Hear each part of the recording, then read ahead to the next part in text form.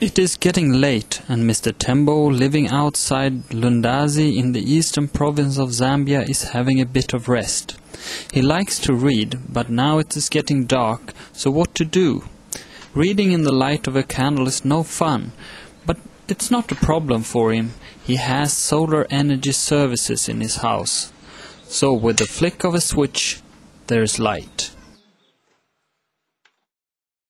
Mr. Tembo is also a music lover, and he does not have to worry about expenses on dry cell. His cassette player is connected to the solar power as well.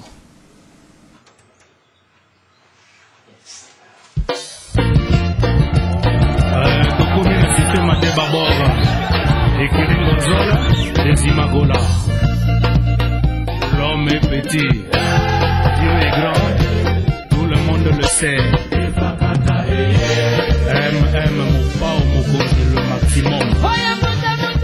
Since 1996, the government of Zambia have looked at the possibilities to use solar power for rural electrification. In 1999, a project called the Zambia PV ESCO project was initiated. The aim of the project was to support local energy suppliers operating solar home systems, and to learn from their and their customers' experiences to see if solar power could fit in the national energy policy of Zambia. Today, there are 3 local energy service companies, or ESCOs as they are also called, operating a total of 450 solar home systems.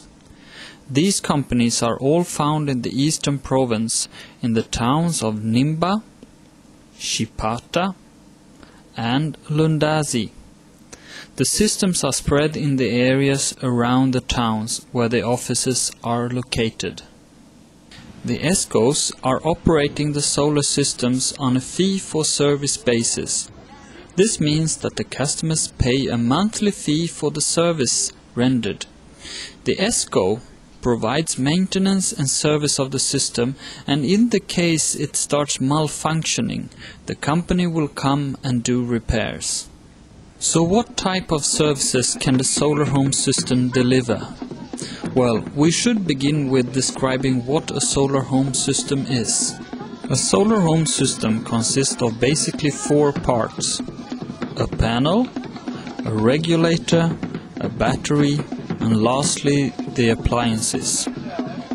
The panel is the device that will turn the solar irradiation into electric current.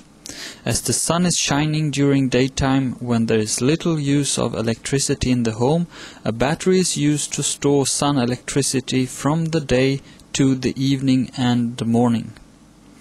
The electricity can be used for different purposes.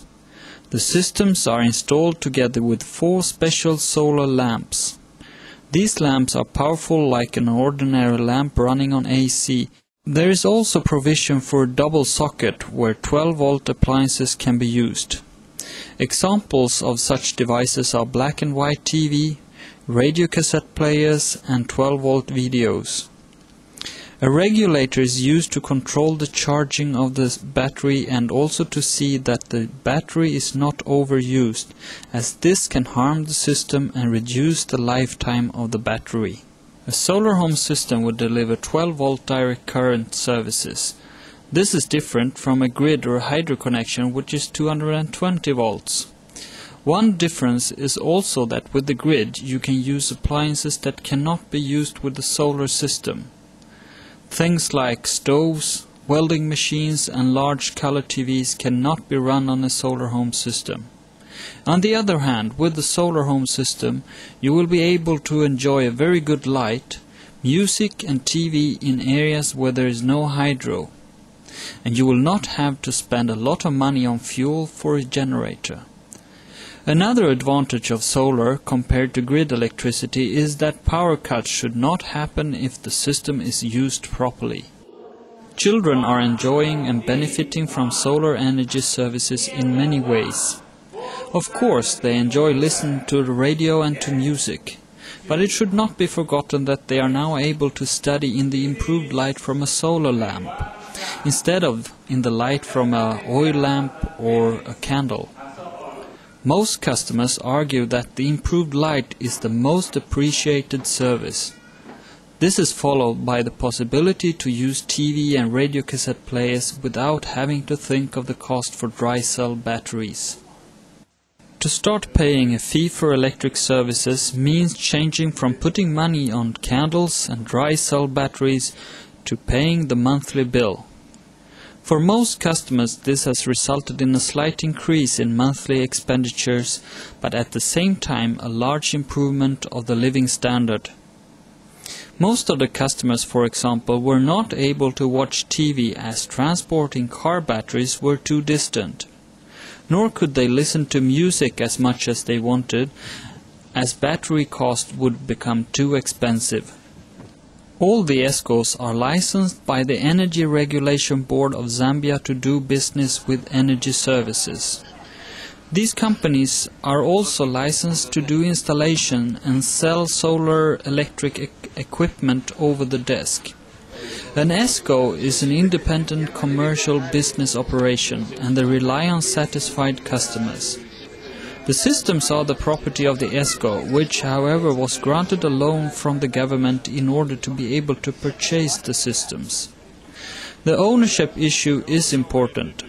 It is a guarantee that the systems are taken good care of and that faulty systems are repaired as soon as possible, as only running systems are getting an income for the company. Each ESCO have specially trained technicians that will be able to make repairs to the systems. Every month, these technicians go to visit every installation in order to do monthly inspections and maintenance. The panels are cleaned from dust so that the inside of the solar panels is not shaded from the sun. They also inspect that there is no shading in front or around the panel that will hide it from sunbeams. In addition to cleaning the panel, they also make a visual inspections of the cables, lamps and switches, and they ask the customer if they have experienced any problems since last. Finally, they examine and test the battery to see the state of charge. The battery is the most vulnerable part of the system. It can work for many years without problems, but if it's not maintained and used properly, the life can be reduced significantly. In order to have it work as long as possible, the ESCO keep it inside a locked box together with a regulator. It is not allowed for the customers to connect any appliances to the battery directly. It should always be done on the sockets. If the technicians find customers that are meddling with the system, for example connecting an inverter directly to the battery, they will inform him that this is not allowed.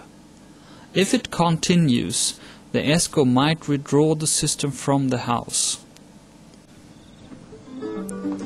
The fee for service that the customers pay to the ESCO means that when the battery, for example, is old and does not work properly, it will be replaced with no cost for the customer. The idea is that customers pay for the service they get. That means light and 12-volt DC current, and the ESCO see to that the service is safe and working faultless. If you would like to have more information on the Zambia PV ESCO project, please contact the Department of Energy on email doe@zamnet.zm. They will also be able to give contact information to the 3 different ESCOs.